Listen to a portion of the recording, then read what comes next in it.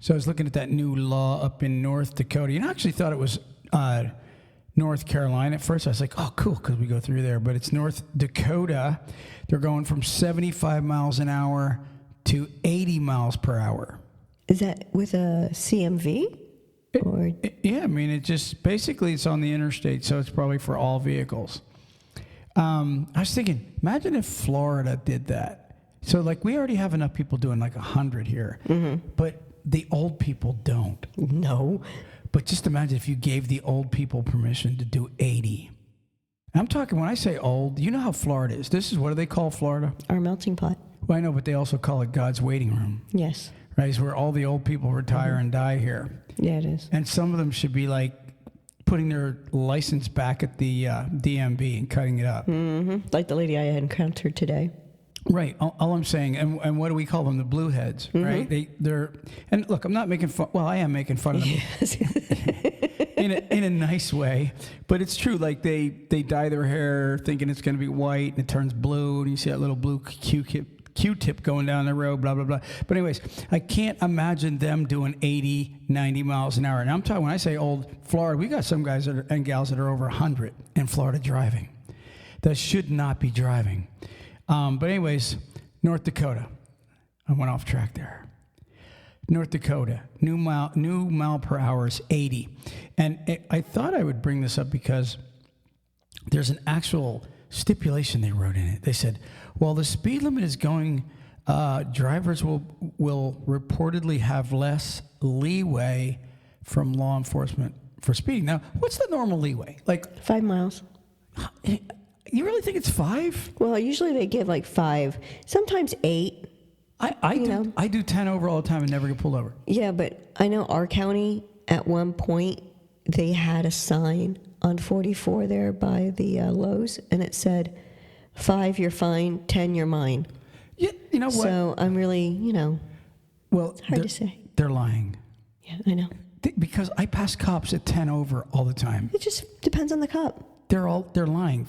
10, I'm not theirs. I'm telling you. 15, yeah, they have enough. They just look at you and say, I don't want to deal with him today. Listen, in Florida, they have enough big speeders that, they don't want the little fish that are doing 10 over. They want the 15, 20, 30 overs. There's plenty of those guys. I mean, you're going to get brownie points if you go home, if you go back to the station for the night and they go, what'd you get, officer, blah, blah. And he says, oh, I got me 15 guys that were doing 20 over. I'm telling you, that's how easy it is in Florida. What's that new law in Florida now?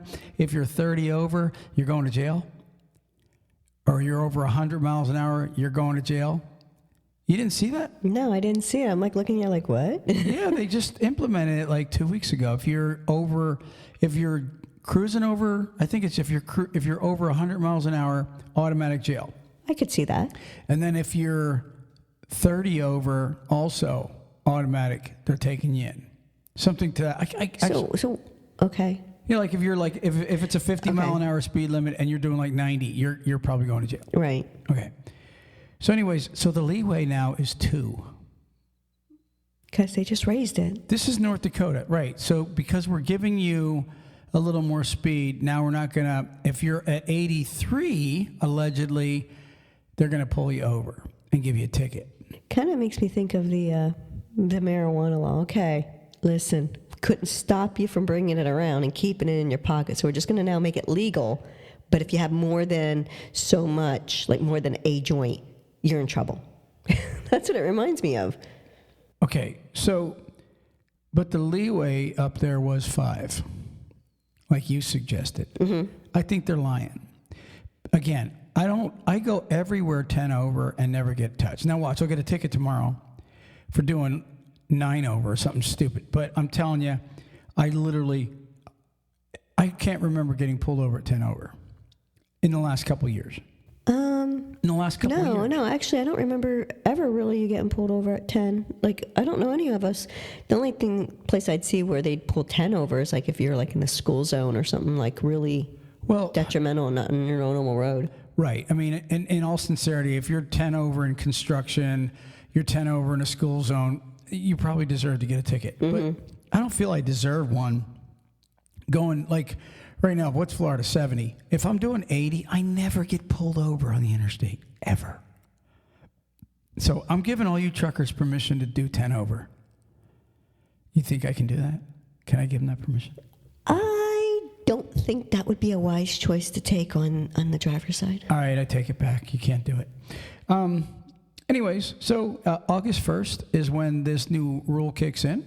So anybody that runs, who actually drives in North Dakota? That's the other question, right? I'm sure there's some. Yeah. There's some people. I mean, they get food, they get general merchandise. Yeah, but I'm just saying I don't think it's that big of a deal. Like, open up Florida, Georgia, jack us 10 more up. That's going to be a big deal. All righty, moving on. Moving on. Hey, before we go on to the next thingy thing, I want to mention the Florida Trucking Show again. I'm trying to mention it every podcast. And like we mentioned at the end, trying to mention it in the beginning, we're going to be at the Florida Truck Show February 26th and 27th. I think that's the dates, 2026. We're planning on being there. We're planning on being in Louisville this year. And also, we are planning on being at the Texas Truck Show in Houston, which are the same people that put on the Florida Truck Show. And what is his first name? The guy? Jesus. Super. I'll tell you what, Jesus is a great host. He's just shy. Well, it doesn't matter. He puts on a great show. Oh, no, his show is just awesome. It's getting bigger and bigger and bigger. Yeah, exactly. It's growing. So we do plan on being there this year. So stop in and see TalkCDL. We'd love to put you on the mic. Chill out with us. Moving on. Let's take a break.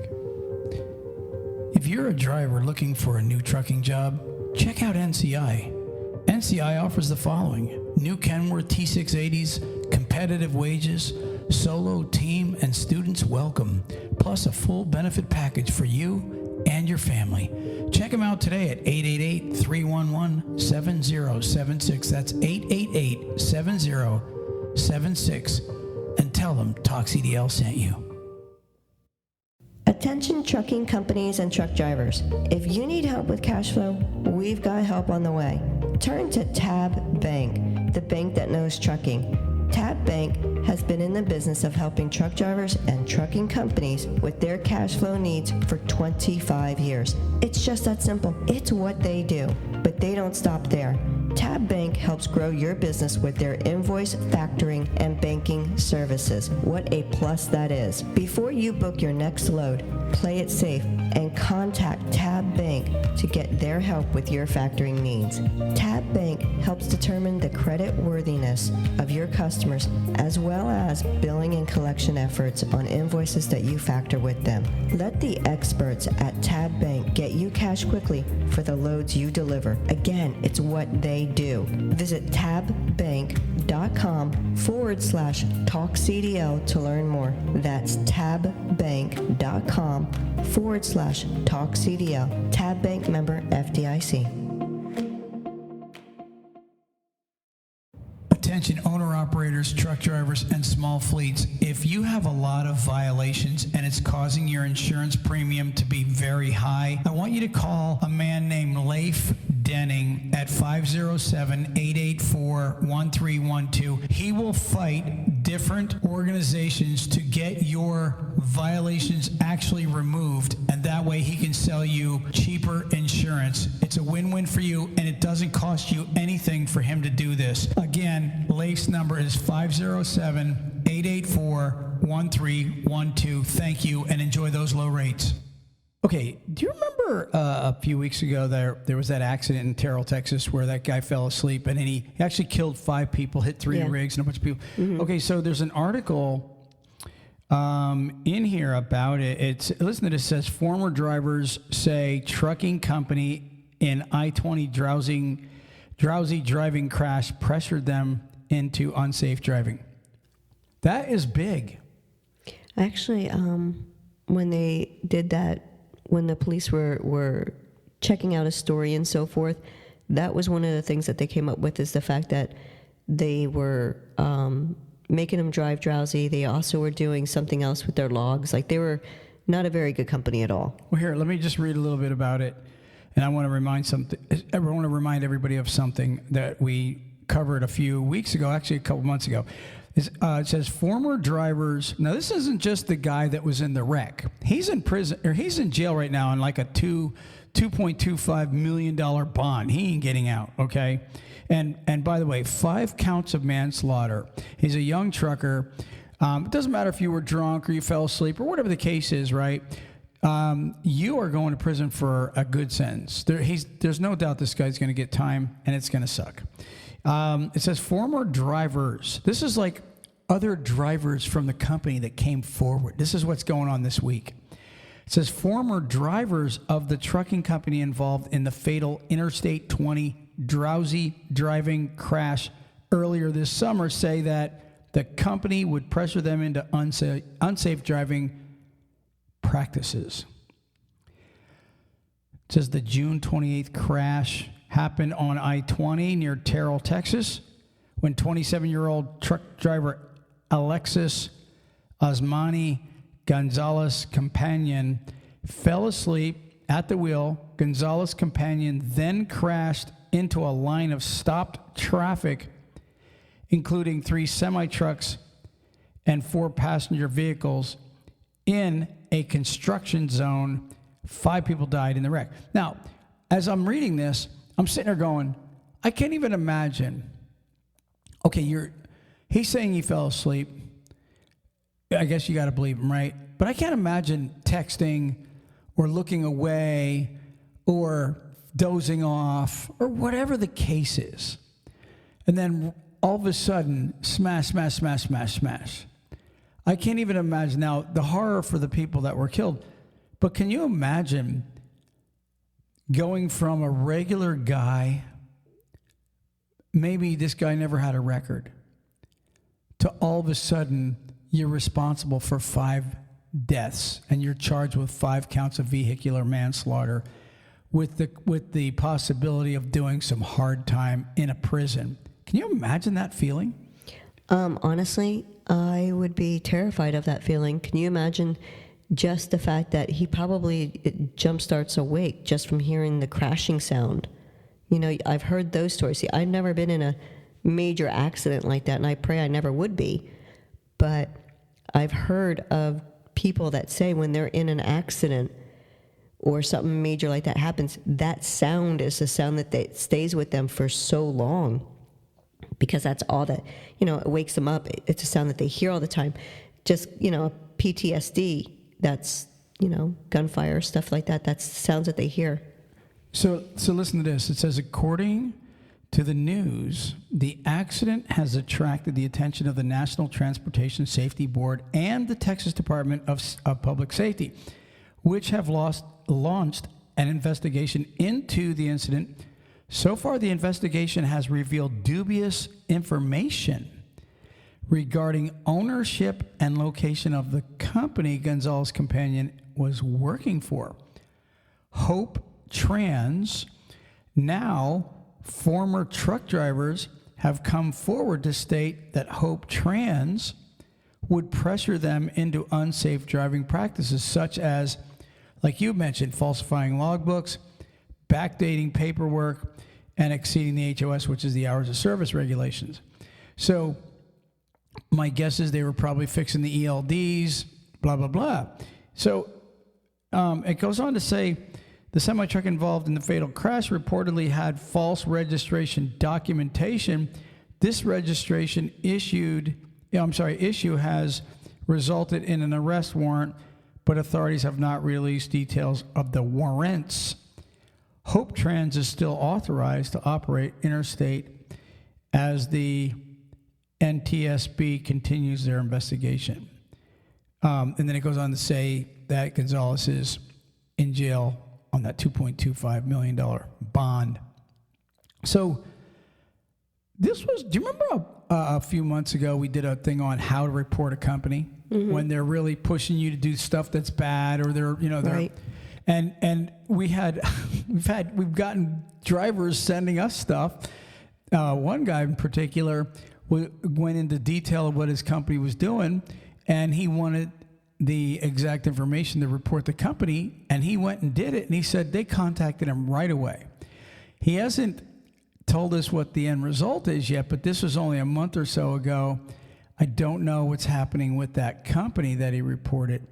But drivers, this is a perfect example of you go to work for, and let me just tell you this. Where do most of these reports come out of? Seriously, what city in the United States do these reports come out of? People calling us, emailing us about companies that are making them run over on their logs, fixing their logs. It's Chicago, okay? And I'm not going to pull any punches. The Chicago companies is where you're seeing a lot of this, okay? These are the same companies that keep drivers' last paychecks. These are the same companies that are letting drivers run 4,500 plus miles a week. These are the same companies that are literally, they have their dispatchers in another country, okay? And they're running their companies from other countries, which, be honest with you, the reason I don't like that is because when you get in trouble for doing stuff like this, you're in another country. It's hard to arrest you. You know what I mean? You're running truck drivers illegally in the United States, and your dispatchers are sitting. I don't know what country. I mean, there's several countries that are represented in Chicago, but. How can the United States really go after these guys and go, okay, we're going to put this guy in jail when he's like 5,000 miles across the Atlantic Ocean? You can't really, to me, you can't justify a company running truck drivers in the United States not on the U.S. soil. No, I mean. I don't think that's, there's so many complications with that. But when you are not right here, things change so drastically, like constantly, between routes, closures, everything. It is just, I don't think you'd be able to get real time of anything unless you're really right here to be able to communicate everything that you need to your driver. And when it comes to what the FMCSA and DOT, what they can do to try and prevent that, I don't know. Look, just so like all the Chicago companies that are listening right now aren't crying that we're picking on them, there are some good ones that are compliant. Okay, there are some good companies that are, but we hear the nightmares. Okay, I get the phone calls. I hear it every week from drivers, and it's a lot of problems. The two places I hear the most is Chicago foreign-run companies, okay? Foreign-run companies that are pushing these drivers to run over. The other, actually, I should say there's three entities I hear this from. Chicago's the main culprit.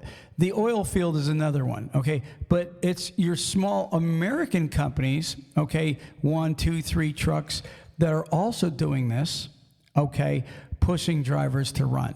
But the majority of the complaints are coming right from that Chicago area. And that's true. That's just the bottom line truth. And if you guys can't deal with the truth, well, then cry. I'll get you a crying towel, because this is where I'm getting hundreds of phone calls from, and I'm hearing it all the time. Drivers being told to run over on their hours, and that they will reset their logs, and that they're using PC, personal conveyance, to run 1,000 miles towards the receiver, which is illegal. Personal conveyance, you're only supposed to be able to drive away from the delivery, okay? You're not even allowed to drive towards the delivery. So when I'm hearing it all the time from truck drivers crying on my shoulder and telling me about this, then I have to say that I'm pretty sure it's true, because it's not like all these drivers that I've talked to know each other. You know what I mean? It's the same story from guys that don't know each other. Right. So this is a warning to you trucking companies, whether you're American or whether you're foreign owned, okay?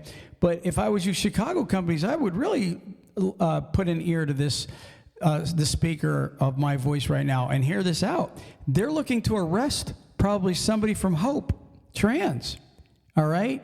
And rightfully so.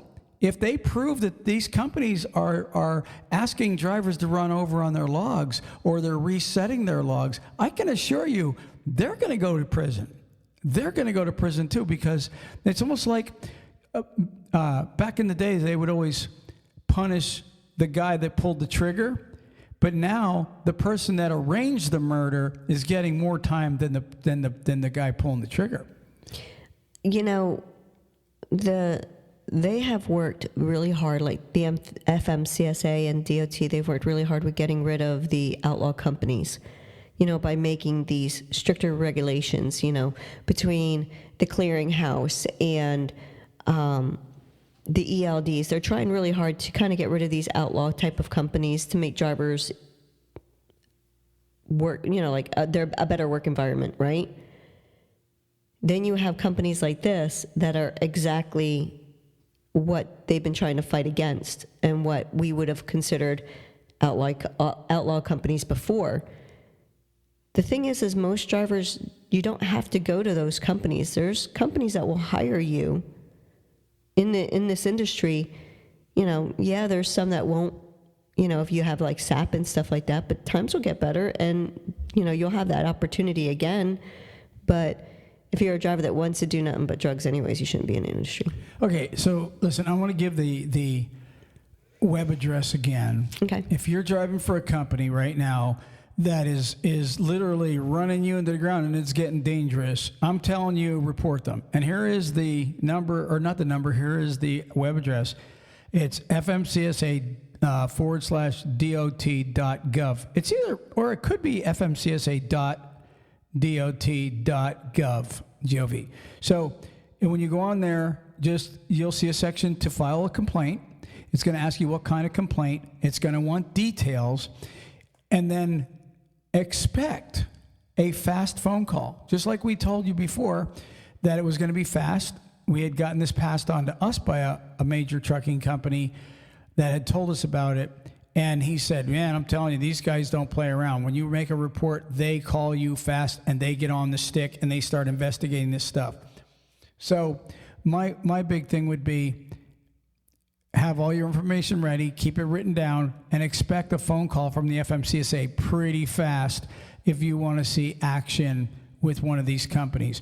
And I would, if it was me, I would report them. I would.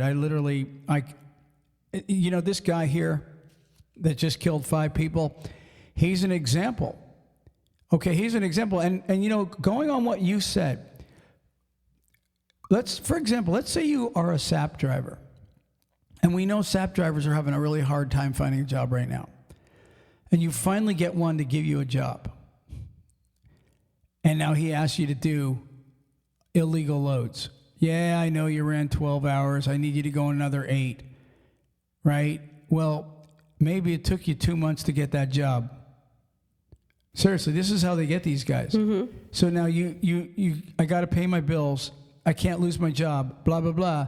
Guess what? It's real easy.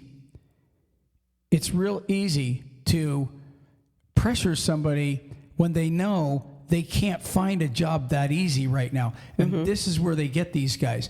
And I would tell you guys, listen, you are better off without a job than to be like Gonzalez' companion, the young 27-year-old man that just killed 5 people in Terrell, Texas, because he was tired and pressured, just like it said in the article, pressured to drive when you really should be in the bunk sleeping, okay? So I would tell you, if you spend the next 10, 20 years in prison, you're going to be wishing you would have never got that job anyways. You're really better off without that job because in the long run, you're screwed big time. Oh, yeah, definitely. Protect yourself. So there you have it. Anyways, let's move on. Let's take one more break. Truck Parking Club is a network of instantly reservable daily and monthly truck parking locations throughout the U.S. Truck Parking Club helps connect truckers to truck parking locations throughout the U.S. via truckparkingclub.com. Our networks is made up of property owners that have locations adequate for truck parking to list on the platform. This includes trucking companies, storage companies, CDLs, schools, trailer leasing companies, real estate investors, truck parking operators, and more. Go to truckparkingclub.com today. For over 20 years, Summar Financial has been a trusted partner for owner-operators and small carriers, providing fast, flexible, and transparent freight factoring solutions that keep businesses rolling. Here's why truckers choose Summar. Number 1, same-day payments. Number 2, if a broker doesn't pay, Summar takes the loss. Zero risk for you. Number 3, no reserve plan. Get all your money up front with no hidden final payouts. Number 4, no long-term commitment. Try Summar with no minimum volume requirements or long-term contracts. Number 5, fuel card program with top savings. The best network in the country, flexible payment methods, and IFTA support. With fast, hassle-free payments, technology-driven solutions, dedicated account executives, no surprises, no hidden fees. Trust Summar Financial to get your invoices paid today. And when we say paid today, we mean paid today. For more information and to learn about Summar, go to landings.summar.com/TalkCDL. That's landings.summar.com/TalkCDL. Okay, one last thing I wanted to talk about. It kind of goes with what we were just talking about a little bit. One of the things that I've been hearing from trucking companies, and I've been hearing from drivers a lot lately, is pay, driver pay. Okay, and I guess the average, I shouldn't say the average. What I'm hearing is a lot of truck drivers are holding out for the higher mileage pay. But I interview these guys all the time. These are people that are calling us, emailing us, texting us. And the majority of the drivers, I shouldn't say the majority, there are a few drivers that are like, say, right now we're in 2025 and a high pay would be more like 65 to 70 cents per mile. But the problem with those 65 to 70 cent mileage rates, there's no miles with that. Right. Okay. Interesting. I did some math, right? And so I'm just going to say this. You can find a job right now at 55 cents, right? And those jobs, those trucking companies have freight. Mm-hmm. Most of the time, they actually have their own freight or they have customer freight where a driver can run 3,000 miles a week. Right. So I did the math. And a trucking company that's paying 65 cents, and I'm going to tell you, here's what I've been hearing before I even give you the math. Drivers have been telling me, and this is like, again, these are drivers that don't know each other, different trucking companies. They get a job, they see the job on whatever, Indeed, and it's paying 65 cents, right? They go to work for them. The first week they get 3,000 miles and they make about $2,000.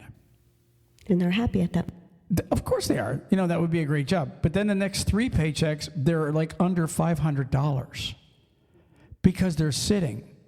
And you see, this is an old trick a lot of trucking companies do. They're constantly hiring drivers. They have to fill their empty trucks. And so when they get those empty trucks, they give those new guys the big miles. And the guys that have been there for so long, they start shrinking their miles. It's just, I don't know why they do it, to be honest with you. And so you get these companies that are hiring and paying 10, 15 cents a mile more than everybody else. The first question I would ask myself is, why is there openings? If that's a better job, why are there openings? Exactly. Miles means money. So I did the math. If you're a driver at 65 cents and you get 2,000 miles, if that's all you're averaging is 2,000 miles, that's $1,300. So it's 65 cents Times 2,000 miles would be $1,300. with 2,000 miles. Now, if you got a 3,000 mile week, right, you're going to be right at $2,000, right in that area. But you're not going to get it all the time because the spot market does not support that right now. You cannot consistently get 3,000 miles in a bad market. No, you can't. If it's a good market, then it's a good job. Okay? So, if you're at 55 cents with a company that has their own freighter, they have contracts, same miles, a $1,650.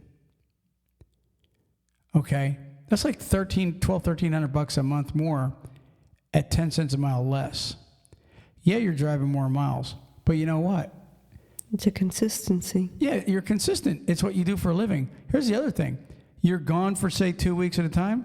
The guy getting 65 cents a mile is gone for 2 weeks at a time. The difference is, in 2 weeks, you brought home $3,300. He brought home $2,600. And that's if he's getting 2,000 miles. And we already know from the phone calls that they're not. They're not even getting 2,000 miles. They are sitting 3-4 days a week. I'm hearing literally, first paycheck is great, 2, 3, 4 checks after that, $300, $500, $400, $900. Just cheap little crappy paychecks. And they're getting 10 cents a mile more. They're getting 15 cents a mile more. Figure that out. Well, it's the same game that they've been playing for all these years. You know, we'll give them the higher rate, but we're going to take those miles away from them, and then those miles. It's like they got to make the note on that truck. So they're going to run your 1 week at the higher miles so that they can get that load that's going to pay the note on the truck. And then the rest of the time, it's just going to be easy stuff just so that they can keep you happy enough to where you're not going to leave right away, but you're moving their freight. All you're doing is making their truck payments. If you're going with a company right now that's on the spot market, just be prepared to make their truck payments for them. Because here's really the bottom line, Ruth Ann. If I'm a trucking company and I'm giving you 65 cents a mile, right? Trust me, I want to give you a lot of miles. I do. Of course. Because there's an old saying, if you make money, I make money.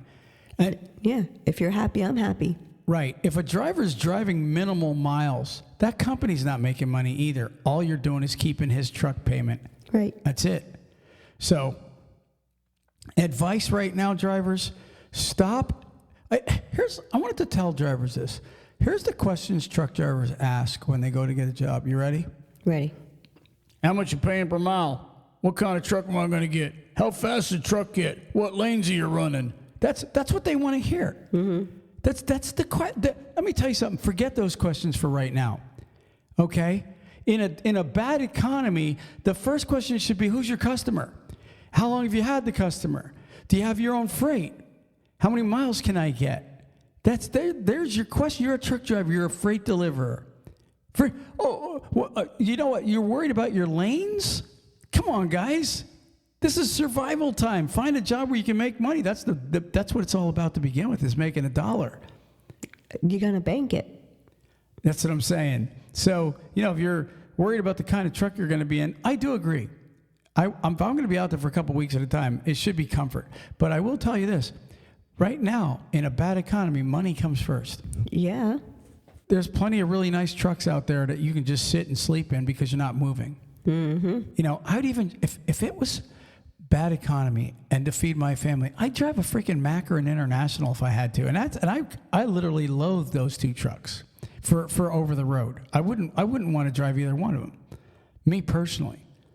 I'll take anything else over the road. I thought you were going to say a Volvo. I would drive a Volvo. I don't really care. I have driven a Volvo. We can make fun of Volvo drivers all we want, okay? But Volvo is about the softest, most comfortable truck out there, and it really is. Would I rather a Pete? Of course, but I would drive anything to make the money. Right. It's about the money, guys. About that dollar. Stop asking how fast the trucks are and where you got to go. You know what I mean? I can't drive 68. I just can't do it. I can't do it. Trucking companies tell me that all the time. They have 68-mile-an-hour trucks. There's one company the other day that's a 70-mile-an-hour truck. They had a driver tell him that it's got to be wide open or he ain't going to take the job.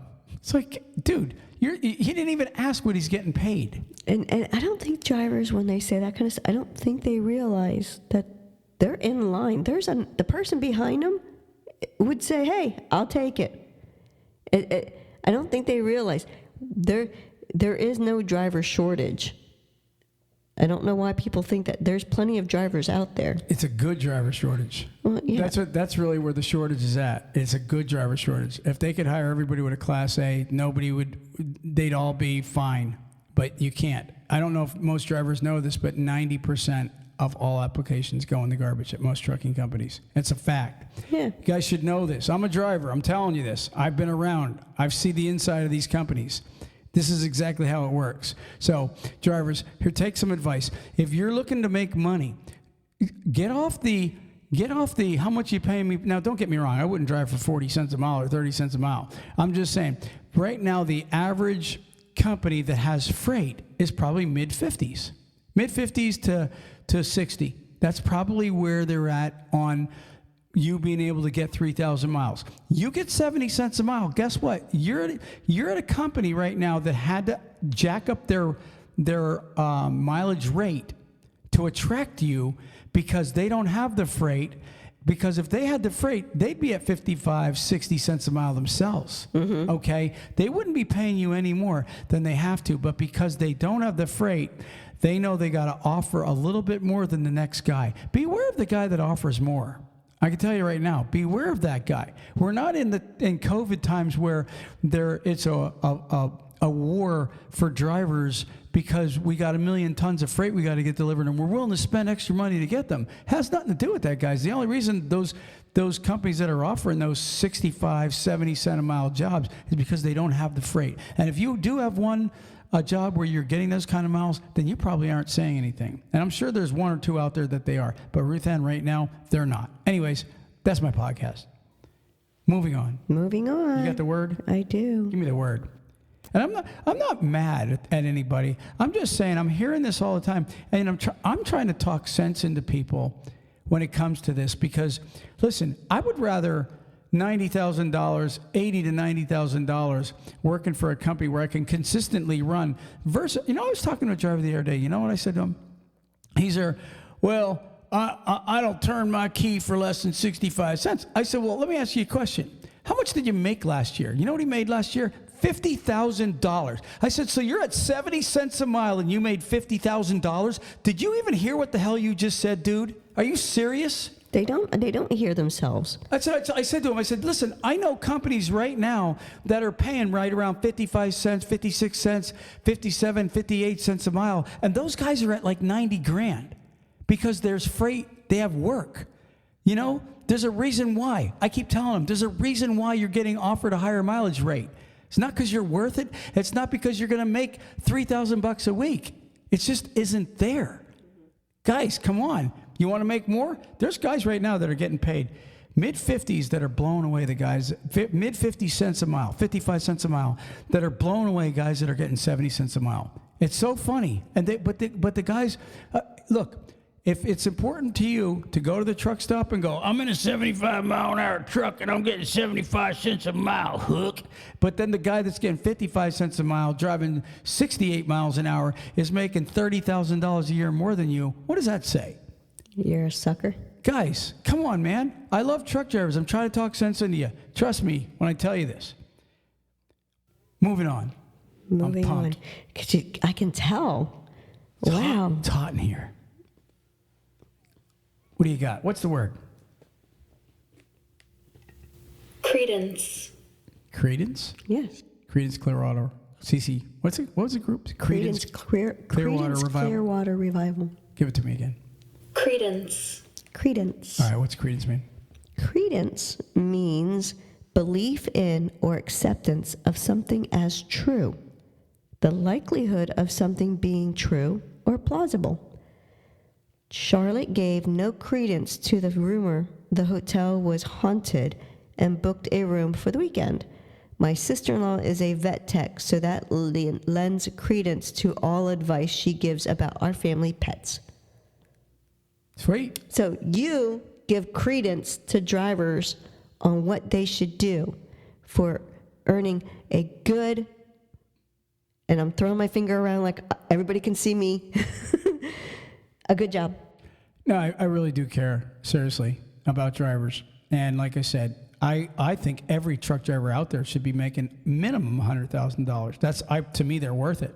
They really are. Well, yeah, I mean, they're out there every day. But listen to me. But I'm also real about what the market can bear. Trucking companies, they have to make a profit too, and they're not making it like you think they are. Okay, and when rates are coming down and there's no freight, that's a struggle. Why do you think a lot of trucking companies are going out of business? Another California company just went out of business this week. It's on CDL Life. I'm just saying, okay, I love you guys, and I wish truly that every one of you were making 100,000+, 150,000, the moon. But when you're in times like this, I keep telling everybody, this is trucker survival time. Guys, seriously, find something consistent where you can make a consistent check every week. I promise you, $1,500, $1,600, $1,700 every week consistently blows away a $2,500 paycheck one week and then the next 4 weeks at $400. I promise you. The consistency wins. Remember the tortoise and the hare? Mm-hmm. Consistency. All right? We're out of here. Peace. Peace. Praise the Lord.